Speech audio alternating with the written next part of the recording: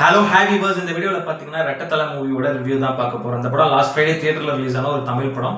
இந்த படத்தில் வந்து பார்த்தீங்கன்னா அருண் விஜய், சித்தி இதானி, தானியா ரவிச்சந்திரன், ஜான் விஜய் இவங்களாம் மெயின்லைட் பண்ணியிருக்காங்க. இந்த படத்துக்கு வந்து பார்த்தீங்கன்னா சாம்சிஎஸ் மியூசிக் பண்ணியிருக்காரு.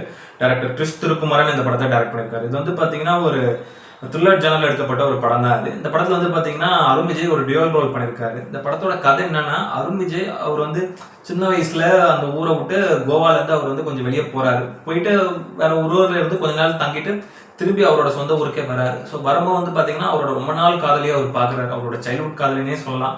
அவங்கள பார்க்குறாரு. பார்த்து அவங்க கிட்ட நல்லா பேசி பழகுறாரு. பழகும்போது வந்து பார்த்தீங்கன்னா அப்போ அவங்க சொல்றாங்க, எனக்கு பணம் ரொம்ப தேவைப்படுது அப்படின்ற மாதிரி. அப்போ அவர் ஒரு விஷயம் யோசிக்கிறாரு.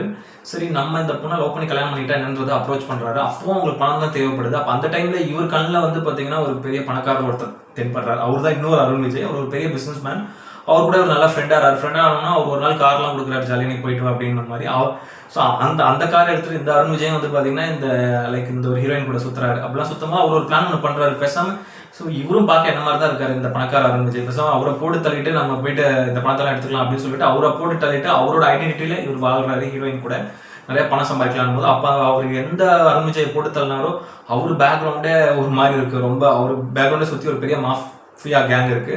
அந்த கேங்லாம் இவரை தான் அட்டாக் பண்ண ஆரம்பிக்கிறாங்க. அப்போ அந்த டைம் இவர் இதுல இருந்து தப்பிச்சாரா இல்லையா அப்படின்றத அந்த படத்தோட ஒரு நீதி கதை.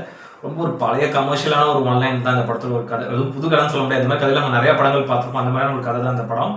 ஸோ மெயினாக அதில் வந்து பார்த்தீங்கன்னா அருண் விஜய் அவரோட ஆக்டிங் நல்லா இருந்தது. அவரோட அந்த ஒரு ஆஸ்டியராக இருக்கட்டும், அவரோட அந்த லுக்காக இருக்கட்டும், ஆக்ஷன் சீன்ஸ்லாம் செமையாக பண்ணியிருக்காரு. ஆக்டிங் ரொம்ப பிரமாதமாக பண்ணியிருக்காரு. அவரோட ஸ்க்ரீன் பிரசன்ஸ் இந்த படத்தில் சூப்பராக இருந்தது. அவரோட மேனரிசம் அதெல்லாம் ரொம்ப ரசிச்சு பார்த்தேன். அதே மாதிரி சித்தி அதானி அவங்க இந்த படத்தில் ஹீரோயினாக பண்ணியிருக்காங்க. ஒரு நல்ல ஒரு நீட்டான ஒரு கேரக்டர். ஸோ பணத்தாசை பிடிச்ச ஒரு கேரக்டர்னே சொல்லலாம். ரொம்ப நல்ல பிரமாதமாக வச்சிருந்தாங்க. படம் பூராமே அவங்களோட பெர்ஃபார்மன்ஸ் நல்லா இருந்தது. ரீசெண்டாக அவங்க வந்து தமிழ் சினிமாவில் எதுவும் பெருசாக நம்ம பார்க்கல. கடைசி அந்த சிம்பு படத்தில் தான் நான் பார்த்தேன்.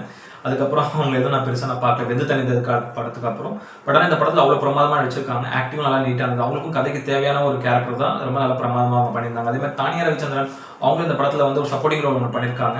அதுவும் ஒரு முக்கியமான ஒரு கேரக்டர் தான். ஸோ கொடுத்த கேரக்டர் நல்லா நீட்டாகவே அவங்க பெர்ஃபார்ம் பண்ணியிருந்தாங்க. அது மாதிரி ஜான் விஜய் அவர் இந்த படத்தில் வந்து இன்ஸ்பெக்டராக ரோல் ஒன்று பண்ணியிருக்காரு. யூஸ்வலாக இப்போ ஒரு நிறைய இன்ஸ்பெக்டர் கேரக்டர்ஸ் தான் பண்ணிட்டு வராரு. ரீசெண்டாக அவர் பண்ணுற படங்கள், அவர் பண்ணுற வெப் சீரிஸ்லாம் கூட நான் பார்த்தேன்னா அந்த மாதிரி தான் இருக்குது.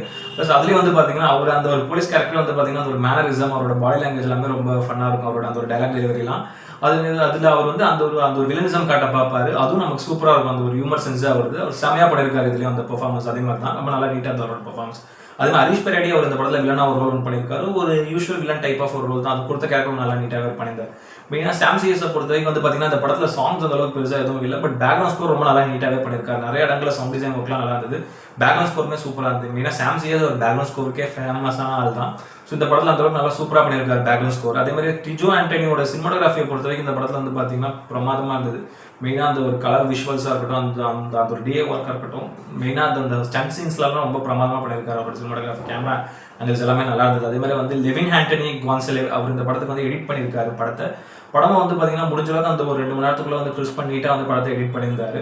ஸோ இதுலேயும் படம் வந்து பெரிய லேக்லாம் இருக்குதான். பட் அவரோட கட்ஸ் ஓரளவு கொஞ்சம் படத்தில் நல்லா இருந்தது. மெயினாக டேரக்டர் கிறிஸ் திருக்குமரன் அவர் வந்து ஒரு பழைய கான்செப்ட் தான் எடுத்துக்கிட்டாரு படத்தில். ஒரு பழைய கமர்ஷியல் கான்செப்ட் தான். ஸோ அதில் முடிஞ்ச அளவுக்கு ஏதாவது ஒரு இன்ட்ரெஸ்டிங்கான எலிமெண்ட்ஸ் கொடுக்கணும்னு ட்ரை பண்ணியிருக்காரு. அது டுவர்ட்ஸ் அந்த ஒரு ஃபர்ஸ்ட் ஹாஃப் அந்த ஒரு 15-20 மினிட்ஸ் வரைக்கும் படம் கொஞ்சம் நல்லா இன்ட்ரெஸ்டிங்காக தான் கொண்டு போனார். சரி, இதுக்கப்புறம் ஸோ கதை நல்லா இன்னும் இன்ட்ரெஸ்டிங்காக போகும், ஸ்க்ரீன் பிளேலாம் நல்லா சூப்பராக த்ரில்லராக போகும் அப்படின்னு எதிர்பார்க்குமா அந்த இடத்துல நமக்கு ஒரு லேக் வந்தது. ரொம்ப யூஸ்வலான ஒரு ஃபிளாட் ஸ்க்ரீன் பிளே தான் படம் போச்சு. டுவர்ட்ஸ் செகண்ட் ஹாஃப் வந்து பார்த்தீங்கன்னா எதுவும் பெருசாக அந்த செல்ஃப் எடுக்கல படம். எதுவும் அந்த ஒரு ட்விஸ்ட் அண்ட் டர்ன்ஸ் எதுவுமே இல்லை.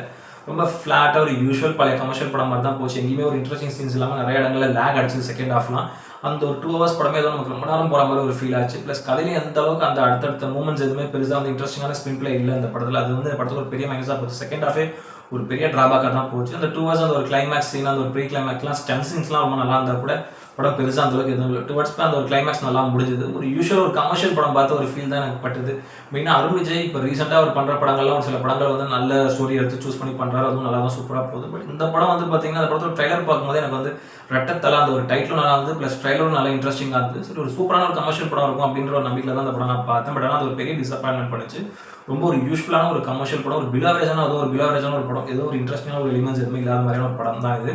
ரொம்ப போர் அடிச்சதுன்னா அந்த படத்தை தேட்டரில் போய் உட்காந்து பார்க்கலாம். நல்லா இல்லைனா ஓடிடியில் வந்தோன்னு பார்க்கலாம். அந்த அளவுக்கு இது ஒரு பக்கா தேட்டர் மெட்டீரியலான்னு கேட்டிங்கன்னா அதை பொறுத்த வரைக்கும் நான் இல்லைன்னு தான் சொல்லுவேன். இந்த படத்தின் ஒரு ரேட்டிங் வந்து பார்த்தீங்கன்னா 10க்கு வந்து ஒரு 4.5 கொடுப்பேன். அந்த அளவுக்கு ரொம்ப ஒரு பிலாவரேஜான ஒரு படம் தான் இது. இந்த வீடியோ பிடிச்சிருந்ததுன்னா லைக் பண்ணுங்கள், கமெண்ட் பண்ணுங்கள், ஷேர் பண்ணுங்கள், இந்த சேனலை சப்ஸ்கிரைப் பண்ணுங்கள். இந்த வீடியோட லிங்க்கும் உங்கள் ஃப்ரெண்ட்ஸ் எல்லாருக்கும் ஷேர் பண்ணுங்கள். வேற ஒரு நல்ல வீடியோவில் மீட் பண்ணலாம். ஓகே ஃப்ரெண்ட்ஸ், தேங்க்யூ, பாய்.